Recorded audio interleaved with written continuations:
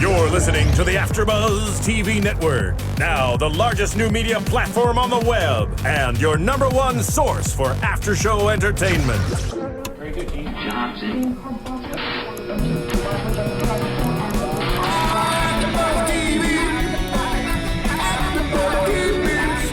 The AFTERBUZZ Studios in Los Angeles, California. Presented by Maria Menounos and streaming live thanks to Akamai Technologies. This is AFTERBUZZ TV's Castle After Show. We'll break down tonight's episode and get you all the latest news and gossip. And now, another post-game wrap-up show for your favorite TV show. It's AFTERBUZZ TV's Castle After Show. Sorry. I was trying to finish my tweet for the episode. Oh no, she's late. Welcome back everyone to another after show for Castle here at AfterBuzz TV. It is episode 19 titled The Greater Good. And this was a pretty good one. I enjoyed it. Lots of twists and turns, but I think I knew who it was from the get-go anyways. Yeah. But my name is Paige Sullivan. I'm your host for tonight, joined by my lovely co-host. Hello, everyone. I'm Tiona Hobson. And so let's break this episode down. As always, we start out with a dead body. And so this dead body's got a weird chick taking like a selfie with it. Not a selfie, but she's like, I was like, is she Instagramming this murder? What is she doing here? Yeah, why would you want photo evidence of the body that you just killed? And even like looping to the end of the episode where she's like basically arrested. Why did you take a picture of the body? Because it did not play into any part of this episode. Nothing. That's true. We never saw that. The photo was never mentioned, but we clearly saw her take a picture. Maybe she wanted to see her handiwork. She's like, look what I did. Ooh, this is my doing. But I mean, it was the first time in a while that it actually was the first person that we're introduced to. It was. And the only reason I kind of thought it was her is because she was played by Lori Fortier, who is an actress from Hemlock Grove, who we've had here at AfterBuzz before. And so when I saw that she was going to be in the episode, I was like, I kind of feel like it's Lori. Oh, yeah. Just because of who she is. I was like, I know her a little bit and feel like she's going to be the... Yeah, I felt like it could have been Berman at points just because he's also a pretty well-known guy. Yeah. And so when he showed up in the episode, I was like, oh, I feel like you could be something, but he's also so charismatic, and he's like that character that you think it's going to be, but it never is. Mm-hmm. So, but we see the dead body, and then of course we jump to Castle and Beckett, and there wasn't really any super loop in this episode. It wasn't like speaking of, but they were talking about getting married on a roller coaster, and you know Beckett nixed it, but they're talking about who they're going to invite, and I didn't even think about that. I really thought they'd have a small list. I don't know why this is even like a topic of conversation because they hang out with like 4 people in their lives. That's true, but I always thought that Castle's list was just going to be a lot bigger than Beckett's because of who he is. Right. In the way of, you know, because he kind of has that A-list lifestyle that his list is going to be all these celebrities and her list is going to be like her dad. My dad, Lainey. Aunt Teresa. But her list was 100 people, too. Yeah, so I was like, where'd you get 100 people from? And on their list, did they have any of the same people? Well, they must have. I think they must have, but even so, 100 people. But if you think about it, like, even if you don't have a huge family, if you include, like, your siblings and then, like, your aunts and uncles and your grandparents and your cousins, it's like... Even if they're married, it's like all plus ones. I love how when they talked to Ryan about it, he's like, oh, we only had the money for 100 people, but not a lot of my relatives saved me. So, but it's true. Like you have that real life stuff. And I feel like it's so funny because they always do the pop culture references. Mm-hmm. And then this episode we had, Wolf of Wall Street reference, the polar vortex reference. We had all this wedding stuff, and I was like, "Oh Lord, when did they write this last week? Because they're writing about our lives." It's very current. Very, very current. Here's one good way of judging who you should invite to your wedding. I just thought of this: if you don't buy them a Christmas gift, don't invite them to your wedding. Okay. Because the people on my Christmas list are very short. To my brother, he can't come. No, I buy him one, but he doesn't return the favor, so he's not invited. But, like, if you think about it, those are the people who really mean a lot to you, and the family that you're actually in contact with is the people who you're making sure you get a Christmas gift for. I think it's also, like, you know, when you clean out your closet, they're like, if you haven't worn it in 6 months, let it go. Yeah. It's the same thing. Like, if you don't talk to them and they don't matter in your daily life, out of there. Feelings might be hurt, but at the end of the day, you got to do what's right for your bank account. Exactly. But so this was our little bit of Castle and Beckett love that we got this episode, and I liked it. There was no cold feet happening, none of that stuff. It was really just about who they wanted at their wedding. Yeah. And so that played through the whole episode. But in the meantime, we're meeting Peter Cordero. He's 26. He works at an investment bank, basically. And somebody made a 911 call saying, oh, there's a dead man. And she wouldn't say who she was. And so very quickly, we're like, oh, his shirt was unbuttoned, but it wasn't always unbuttoned. Somebody did this to stage it.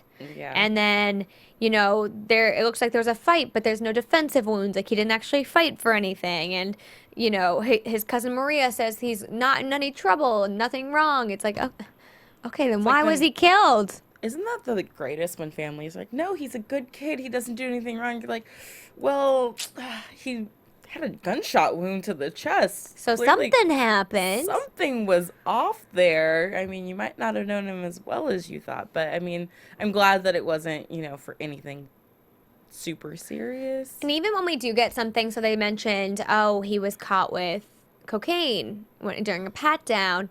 And with his other priors as a teen. And I'm like, okay, but so you're saying he's so good, he never got in any trouble. What did he do as a teen to get in trouble? Yeah. And I know what you do as a teenager is very different than what you do as an adult, because we're all stupid when we're in high school. And if you're not, my apologies. But I wasn't. most of us were pretty dumb. Or saved it for college, maybe. Maybe that's what Tiona did. You don't know me. Yeah, I think I might. No, but seriously. And so that whole thing, it's like, well, he was caught with cocaine. So you're saying he's a good guy, but really, is he? Mm-hmm. And so Maria's telling us all this stuff. Apparently, he was stressed with work. Yes. I mean, that is a very stressful type of job. How do they do that? I still don't understand what exactly they do. And I'm not sure I ever will, but I know that Wall Street guys are very stressed all the time. Yeah. There's a lot of yelling and paper waving in all the movies that I've seen. And so Yeah, and even when you see like action, like I think you can get like a live feed to watch the New York Stock Exchange, like everybody's screaming and running around. Like, could you imagine the first day on the job, that being your job? I'd be like, what's happening? like, no wonder they need a little pick me up at the end of the day to keep them. Right? Like, no wonder he Not needed that everyone cocaine. not that everyone on Wall Street does drugs or is an alcoholic, but that's just what the movies tell us. And this episode. So So everybody's telling us that's what happened. But so we go to his work and we meet with Jamie Berman. He's basically the CEO, the big head boss of this company. And he's yelling about poaching accounts, and whoever poaches the first account gets $1 million. And it's like, what? empties a bag of cash money on the table. $1 million right there. I was like, whoa, that's motivation. I wish my boss would do something Right? like that. Like, my boss isn't even waving around an extra $10 at the end of the week. Like, come on, people. I don't understand. Like, I was watching this and I was like, okay, I get the Wolf of Wall Street reference, because Yeah. this is crazy. It's insane. It's insane, and it's high energy and just everyone going for it. I love it. Yeah, and they're all at this place called JP Harding, which is like an investment firm. JP Morgan.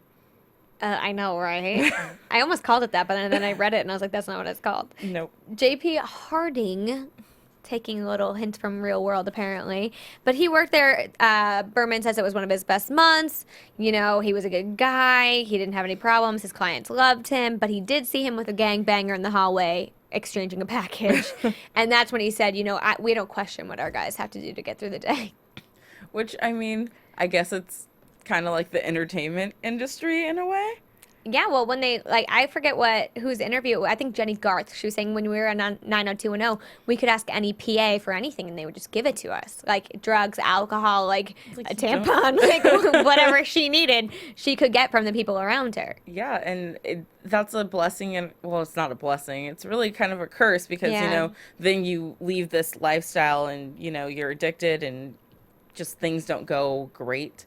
Yeah, And no, not so great. not so great, especially for poor little Peter. And so he's dead, and so, you know, we basically tell Berman that, and I didn't really see him as a suspect. He didn't seem like a guy who killed someone. No. To me, honestly, he didn't seem like a great guy. He seemed like he was guilty of, you know, Something. the whole money laundering or whatever. Insider trading stuff. He seemed guilty of that, but not of murder, because I just couldn't see him even hiring someone to kill No, someone. and he's got bigger fish to fry. Like, one guy is not going to be his end all be all. Mm-hmm. And if they were, we find out he just pays them off. Yeah. And so that's basically what he does. But we go back. Lainey calls while they're in the middle of this meeting, and so he has numbers on his hand, which we come in hand later, but he also has some adhesive on his chest. I love how Lainey's like, do you see there on his chest? And they're like, no. She's like, I almost missed it too. Look closer. It's like, if you almost missed it and you are the corner, like, how are they supposed to see it? Good question. Because I was looking and I was like, I don't see anything. I didn't see anything either, and I mean, I don't think we were supposed to, but as soon as I heard her saying, do you see that on his chest? I was like, oh, okay, he was wearing a wire. Yeah. There's something on his chest. It goes from his chest all the way down to his navel. It's like, okay, I get it. So he had a wire on. Yeah, so he has a wire on, and then we assume he's been working with someone. So they contact all the different departments, and we're talking to Gates about the situation, and we also show her the picture of the woman, and right as that happens, obviously perfect timing. Because that's how the world works. Yeah, that's how the real world works. Elizabeth walks in, the U.S. attorney for the Southern District, and her assistant U.S. attorney for the Southern District, Stephanie, walk in. Stephanie's the woman who was on the payphone. So I'm like, okay, if she killed him, there's no way she's just walking in here the next day. Right? It seemed too easy, but then there's also something about her that didn't really seem right. It didn't read well. Like, she seemed like, I don't know, not cocky, but there was like an air about her that I didn't really love. I'll agree with that, because there's something weird about her. Maybe it was the hair color. Yes, I just judged someone by their hair color, but the red hair, man. I mean, sometimes you think. Yeah, and it was like the way she looked in that photo too when she was at the phone booth, which if you are a US attorney, shouldn't you be smart enough to know not to get caught on camera? Like, turn your head, plan accordingly. Maybe go a little further away from the scene of the crime before you make that phone call, not just down the street at the liquor store payphone. Yeah, like, do it like 6 blocks away, not 2 blocks away. Maybe wait half an hour. I don't know. Because nothing was getting solved by them finding his body. Like, it didn't do anything for her or her case. Like, nothing at all. And the other thing is, I know we learned, so there was an investigation going on with Gates' sister, Elizabeth. She was pursuing a case against Berman, basically. Yes. And Peter was their inside guy. So he was not undercover, but he was like an inside informant. And so I wonder if you have an informant and they like are killed on the job, you don't act like they were an informant because you don't want anybody to know. So is it like he's just an average Joe who was killed because nobody can know that the U.S. Attorney's Office has anything to do with him? Is that how it works? I think it is, because you don't really... Well, I guess until the case is maybe over. Yeah, I don't know. You wouldn't announce that on the news. You wouldn't say, like, the FBI informant, this guy. Well, not even that, but, like, how she was there, she saw him, she called 911, and she didn't say who she was. Normally, you would think, oh, my informant's been killed. I will call my boss. We will, we'll investigate ourselves what happened to our person. But they didn't. They left it like completely like as if he was a nobody. Yeah, I get what you're saying. I don't really know if that's how it works. I don't know. Yeah, I'm going with it. But so, that's when we learn about the cocaine from Stephanie and Elizabeth. The cocaine, his record, what he was doing. He's basically helping them out. The cocaine. Oh, that made me mad. I was really mad when we found out that they planned the truth about it. Yeah. I was like, what? Like, that's what everyone says that happens, but you don't want to see that happening. I know, that's the thing about Castle. It's like, oh, we, like, talk about it as if it's, like, this thing that it's not real life, you know what I mean? But, like, they do base a lot of their cases off real life things or, like, what could potentially happen or has happened. And I'm like, ugh, devastated. The world's awful. But, we also go back to looking at the meeting that Cordero was supposed to have with Berman the day prior. And they have, like, a fight, supposedly, and they're seen walking out. But Berman, he has an alibi. He says they were just fighting about business. And then he can't tell them anything because of client confidentiality. Like, isn't that the best? Is that a real thing? Yeah, I think so. Because you're working with people's money. So you can't be like, oh, so I have so-and-so's money and I've invested it here and they work with us, because they probably also don't want others knowing who they invest with. That's true. I guess I wasn't thinking of it as being that specific of a question. Like, what was your meeting about? Oh, well, we talked over some of our clients' investment strategies and whatnot. I wasn't thinking of it as, oh, well, we talked about how this company needed to, invest in this other company. Yeah, no, I think it's more if I'm understanding it correctly, my brother was actually telling me that's at Christmas because I think this is what he might want to do. And he was saying, basically, if I took like Wiz Khalifa's money and I invested it in certain companies, then I'd make money off Khalifa's money and he'd make money too. And I'm like, okay. So I think that's what it really is. I mean, they're just making money off other people's money and then they get to take a part for themselves. Interesting. I don't really know how it works. I think it's just like anything else with like commission and bonuses. Like when you make a sale, you get commission. It's like when you make an investment and your client makes money, you take a profit of that, like a portion of that money. Oh, okay. I think that's how it works. Learning something new every day. But so that's, I guess it would make sense. You can't be like, oh, I made so-and-so so much money, because you don't really have to tell anybody what you're doing, I guess. And depending if you sign contracts and stuff, like legally, I don't know how that all works. We're going to take his word on it. Yeah, we're going to take his word on it. But so he during this conversation, he has an alibi. He didn't do it, but he also provides a sketch of Hector Nunez for us, who Maria tells us that it's his best friend from when he was a kid. He tried to get him in gangs. Peter didn't want to be in gangs. I love how none of these stories match up. Like when you talk to Hector and you talk to her. But so Peter and him haven't talked in a very, very long time. According to Maria. But so we go and talk to him, and they're in the, like, Latin part of New York, apparently. Mm-hmm. And they're, like, dancing and whatever. And Castle's like, they don't look so bad. And then there's, like, the gang in the corner of the bar. Yeah, and can we also talk about the fact that, once again, Beckett goes off into the unofficial headquarters of this gang with no one to back her up except for Castle. And he can't back her up. So if something were to go wrong here, you're walking into the lion's den. Yeah. And if things hadn't have gone the way that they did, if they had gone south, what are you going to do? You don't even have like uniforms outside waiting for you to help. You only have Castle here. He has no gun, no bulletproof vest. Nothing. He's got no skills. Nothing worthy of being there. Yeah, he's got a mouth that's probably going to get him in even more trouble and get you guys shot faster. Because he's so sarcastic and snarky. Yeah. Like when they sat down with him and with Hector, and Hector's like, do you know who did it? And Castle goes, well, we were thinking you could help us find out who it was. I loved that, actually, though. But yeah, no, so we go in there, and she also even tells Castle before they walk in, she's like, this could get hairy. This could be a hairy situation. So bring some backup. Like, shouldn't we be following a specific protocol, like when you go into this gang headquarters? Apparently not, but Hector gets all sad when he finds out Peter's dead, which of course you would if your childhood best friend was killed. And he says, I would never hurt Peter, but I did give him a gun because he said he was in a bad situation and he was really nervous. We also never find out where the gun is. Yeah. Did she take it with her? Interesting. No gun.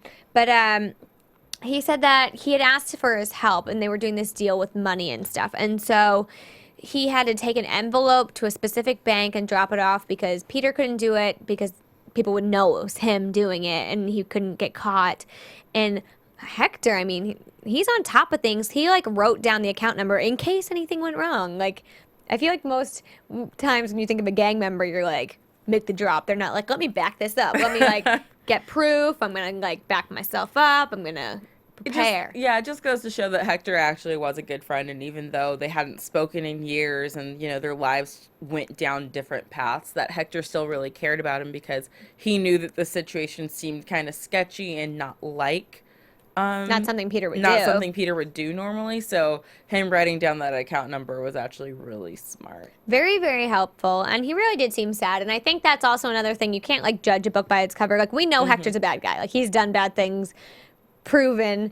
But at the same time, he does care about his best friend, the guy who he says wouldn't let him join the gang. And he told them he was better than that and he could do more. And he really, truly seemed like he didn't want Peter involved in anything bad. And that's why he was probably willing to help him. Yeah, exactly. But so then we go back and we can't really trace the account number because it's from like a Swiss bank, obviously. And they do these things where it reminded me of like the Da Vinci Code. Like, you had to have a password to get into your account and only you know the password. And it's all numbers and it's like private. Even the bank doesn't know who you are because of how like confidential it is. And they're like, well, how do we get in? And Castle's like, I don't know. Maybe the number's written on that guy's hand over there. And of course they work. Of course, Castle's right. And there was like a transfer the transfer that they did make when Nunez dropped it off was $25 million.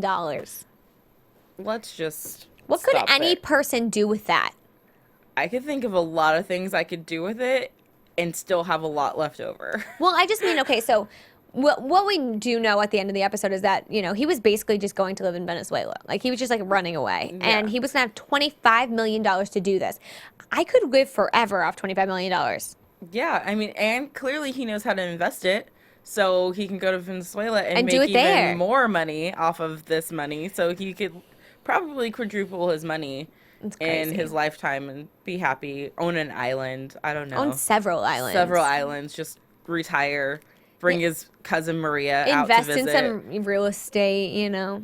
I don't understand why you needed that much money to buy someone out, like $25 million. Yeah, and it was nice because they said that he gave a lot of it, you know, to charities to help did. rebuild his childhood Before he even home. escaped. Yeah, before he even left. So that's, I mean, clearly he wanted to do the right thing. I know, he's a good guy. That's why I feel so bad how it ended up. I say this all the time, but like I forget that there was like a person who died through these whole investigations.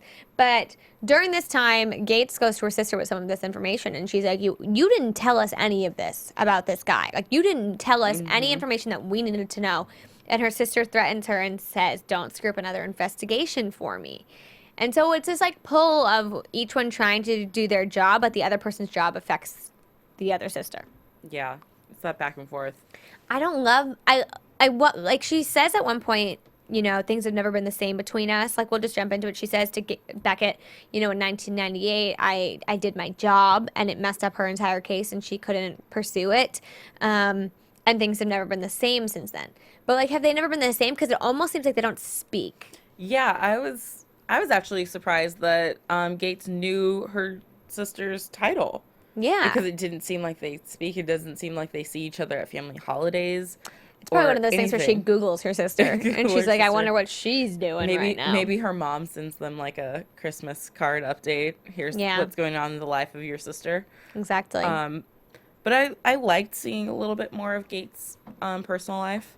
I did and too. Getting the sister in there and seeing that. And it just goes to show that Gates has a proven track record of not really breaking the rules. Yes. And why it is such a hard thing for her to do if she ever has to do it. And, you know, it's a gray area where, you know, Elizabeth keeps saying it's for the greater good, it's for the greater good, but how far is going too far, you know? Because if we did let this happen, the greater good, like a murderer would be sitting in her office every day.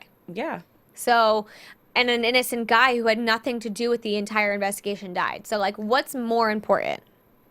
Like, getting this guy to stop having more money or saving lives? Yeah, because there will always be another opportunity to get this Berman, that was the one. But so basically Gates demands that she gets the recordings. And so she does, and we find out there was this guy named Armando Garcia, and that's what the drop was made for, and it was all in Venezuela, or through Venezuela. And so before we get there, we're back at Castle's house, and this is when we have like the whole list. It's like Beckett has 100 people, Castle has 400 people, his mom's got like 85 people. Like, who knows that many people? I mean, have you looked at your Facebook friend count lately? Yeah, my Facebook friend count, but like I've been working on that since I was like 16. I mean, talk to me about Twitter. That's only been 5 years, and I'm barely up to 600 people. I mean, and that's all of you guys too at home. I mean, I would have to invite all the AfterBuzz listeners who follow me on Twitter to my wedding to get to the amount that they have. That's very true. I would have to do the same thing. Like, I don't know that many people. I don't know that many people but I'm sure once you sat down to start actually counting out, it'd be a lot. It'd be a lot, because once I start initially, I'm like, oh no, I don't, and then just thinking of my family and cousins alone, I'm like, that's like 60 people. When you write down all those names individually and not just group them as like, oh well, that family is like one person. Mm-hmm. You're then like, the list them. starts growing, and you're like, oh crap. Yeah, it's more like that table at the wedding. But it's funny because then they ask Martha for her help, and she's no help at all. She just adds to the pile. Like, oh yeah, I didn't realize how many people I had to invite until I wrote them all down. I was like, oh, Sorry, Mom. Mother, it's not your wedding. And also, this isn't Castle's first wedding, so I could see how she would need to invite people to, her son's wedding, but it's not the first one. No, isn't it like the third? It's the third. So that's like almost embarrassing. It's like, come to another one of Richard Castle's weddings. Yeah. Maybe this time invite the people who didn't make it to the first two because maybe you didn't know them then. And the way Castle says it, he's like, well, I'm inviting Stephen King and so so I have to invite this other guy. And if I don't invite him, I got to invite this other guy. It's like, but it is true. It's like, you're like, if I invite her, we're mutual friends with this other girl, she's going to know she can't come. Like, and it gets extra tricky when you talk about like plus ones. Oh, yeah. No, thank you. I don't know. Gosh. And then when people assume they have a plus one And they don't. The worst with weddings is when somebody like complains to you. They're like, well, I wish I had a plus one, like to like the bride and groom. It's like, that's the rudest thing you've ever done. Are you going to pay for their plate? Like their plate is going to cost you $150. You can pay for that and bring a gift. See you there. See you there. Honestly, it's crazy to me. But we go from that and we're back at work and Gates is looking at a picture of her and her sister. And that was a cute little picture, whoever those little girls really are. And she looks like she's going to call her sister and she doesn't. She doesn't. I like how you're like whoever those little girls actually were. I mean, they're little actresses probably who like posed for a picture and they're like, and then they're on a TV show. Good for them. They're like commercial actors, I bet. Don't you think? Yeah. Probably. I wonder if they're in the credits, like little girl 1, little girl 2. Or was it a picture of each of them photoshopped together from when they were little? It may have been. Sometimes I wonder that, when they show Sometimes like they do old that. pictures.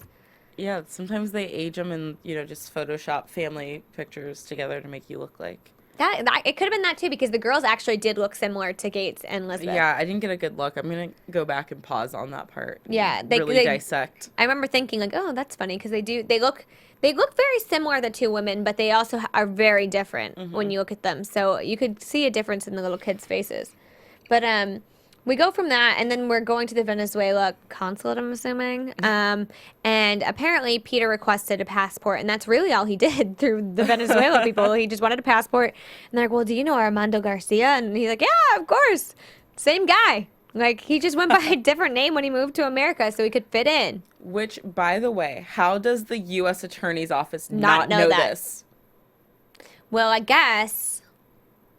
And if he was your informant and he's giving you, these recordings at the end of every day, how are you missing so much else so many other things that are happening in his life? You have no idea what's going on in his life. Why are you not keeping track of him past this? Because if he's my informant, I want to make sure that he's not going to screw this up for me. So I'm going to make sure I have eyes and ears on him at all times, whether he knows it or not, and to keep me in the loop. And also, so like, I know personally going in, if I listened to those recordings and he was talking a bunch of mumbo jumbo about investing, I'd be like, I don't know what he's talking about. And like, so I could very easily take when he said the 25 million or like the money's there or Armando Garcia, I could think those are clients. I don't know. Yeah. But if I had one informant, I'd probably have two. That's true. Like one to keep an eye on the other one, and then I would have to have a third one to keep an eye on that guy. I mean, I just feel like you need, or at least somebody who's involved in investment and has like an inside scoop on it, so he could just even listen to the recordings and give you an accurate reading of what he's talking about. Yes. But and maybe they did have somebody doing that. But yeah, so he was just doing a passport request, and he was basically going to go to Mexico City, pick it up, and then flee the country. So he was really just leaving the country. That's all he wanted to do, and he was basically dropping out of this investigation. And so this takes us to where he worked on, with the one other charge he made on his Armando Garcia credit card. He was at like a computer cafe, which I didn't know still existed. Apparently they're a hotspot in New York City. Like we're not in Europe. Because that place was pretty crowded. I've heard of this in Europe. Like I've never actually really seen it here in America, like in full force. Like I see co-working spaces where you can like rent a computer to work, or like, I've never seen those. I've seen like free Wi-Fi at Starbucks. Yeah, I love that free Wi-Fi. And you go there and you all are hanging out, working on your scripts and stuff. I don't know. Your stuff. Doing all sorts of work. Sometimes I just go there to pretend I'm working. Sit there with my coffee. Read some blogs. You just gotta get out of the house sometimes. Sometimes you do. Sometimes. But yeah, internet cafes. I mean, I just don't understand.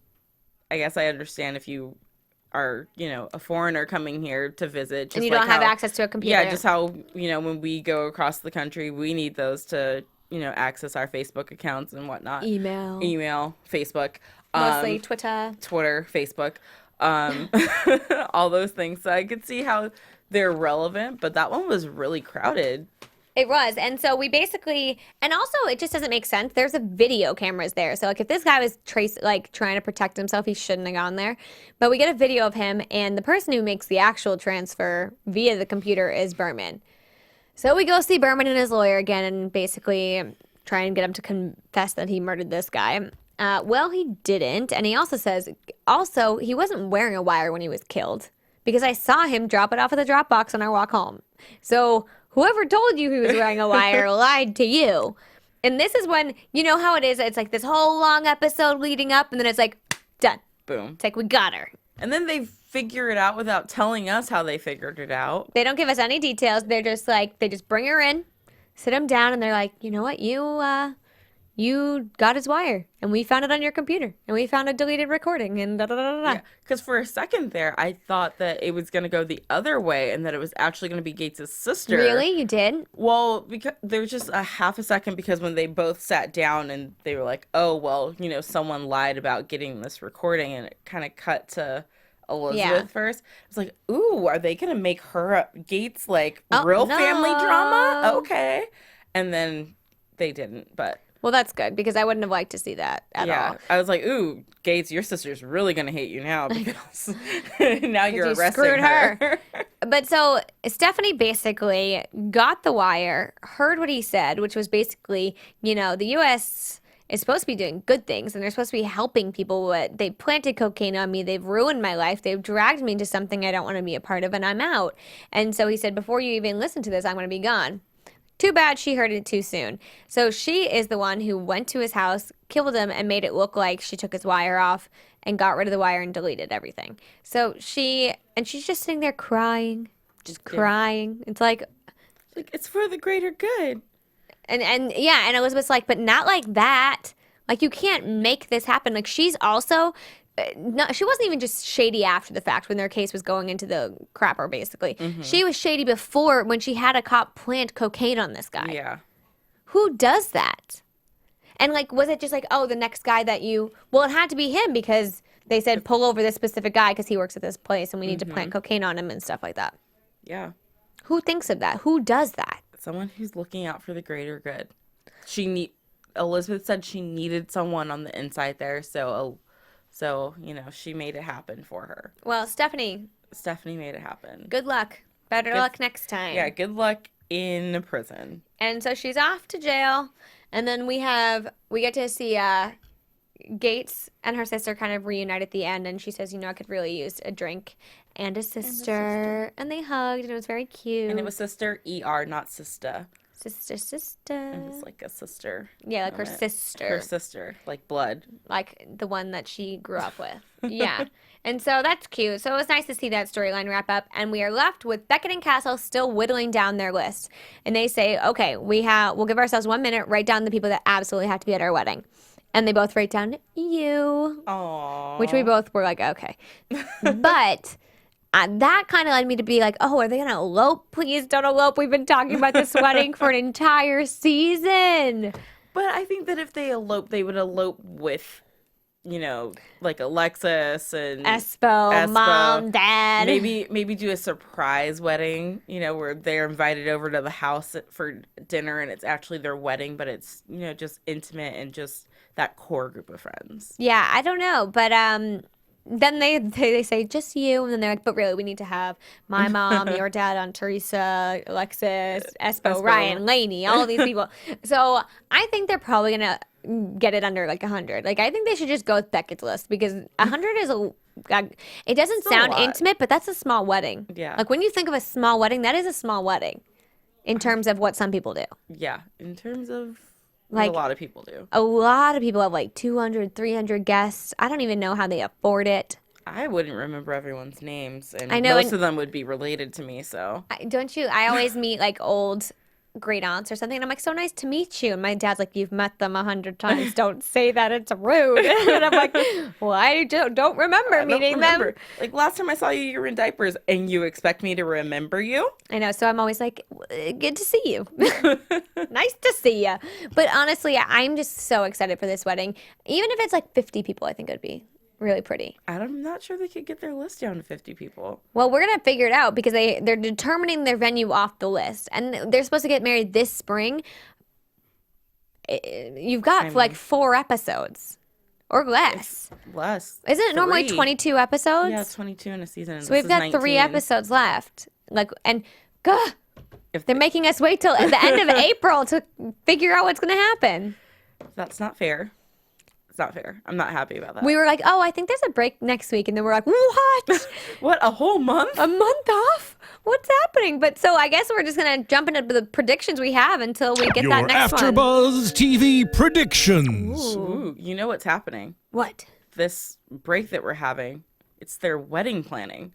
Oh, they need the They time. need a little extra time to plan out this wedding. You know, Castle and Becca got to figure some things out. So they're like, you know what, we can't show you any new episodes because working on our wedding. I know, like, it would make so much more sense to me. Like, I do another show where, like, one of the characters just abruptly left because the actress needed to leave. And it's like they've gone on hiatus for a month. And it's like, I get that. Like, I get that because your entire season is screwed up now. But, like, I don't even know where to think we're going to be in a month. Like, I'm hoping in a month, that'll be a couple episodes out. My prediction is the next episode we have, well, we know it's a 70s themed episode, so it's going to be really, really fun. So maybe not that episode, but the next episode will have to be like the bachelorette and bachelor parties. Like that has to be a part of this season. And if it isn't, I'm going to be really, really sad because I kind of want to see Beckett like tipsy. Yeah. I want to see her extremely out of character. That would be really fun. But I also feel like she would be on her bachelorette party and run into like a murder. I know. Well, maybe Because the that's the way guys her can. life works. Maybe the guys can run into the murder and she'll just like be cool, like and have fun. No? No, that's not going to happen. Well, that's my only prediction is that there's going to be a bachelorette party. I would love to see a bachelorette party. I also want to see...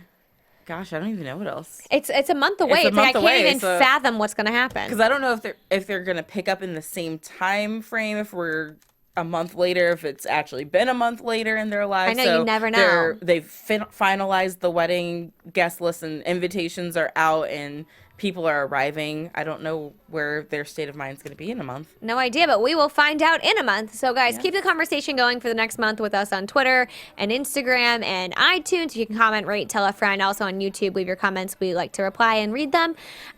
You can keep it going with me on Twitter and Instagram at Paige Sullivan. And you can find me on Twitter and Instagram at the Tiona Hobson. Both of us are like, guys, keep the conversation going, and we will see you in a month. From executive producers Maria Menounos, Kevin Undergaro, Phil Svitek, and the entire AfterBuzz TV staff, we would like to thank you for listening to the AfterBuzz TV network. To watch or listen to other after shows and post comments or questions, be sure to visit AfterBuzzTV.com. I'm Sir Richard Wentworth, and this has been a presentation of AfterBuzz TV. Buzz you later. The views expressed herein are those of the hosts only and do not necessarily reflect the views of AfterBuzz TV or its owners or principals. Thank you for watching AfterBuzz TV on YouTube. For more of your favorite after shows and interviews, subscribe to our channel here, and be sure to share your opinion on the episode in the comment section below here. We'd love to see what you guys are buzzing about. Thanks again. Buzz you later.